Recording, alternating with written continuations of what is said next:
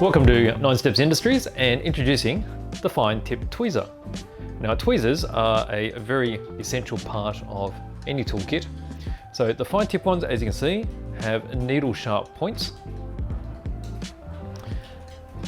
They're made out of stainless steel, which is non-corrosive, and they're also non-magnetic. So it helps when you're picking up steel objects, particularly small pins and such. You don't want them sticking to the end of the tweezers. You want them to be released immediately. And so these are the perfect material. Stainless steel is also very stiff and hard, has a natural spring action,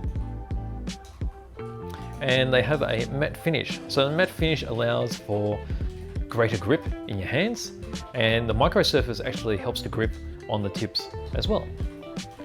So these particular tweezers are very handy for picking up any small objects. As you can see, they have quite a good length to them, so you can use them from the very end, like so, if you need to get into very deep places, or you can get closer and use them like so. Now the further you get to the front, the softer the spring action is going to feel. So that is the introduction to Ninesteps Fine Tip Tweezers.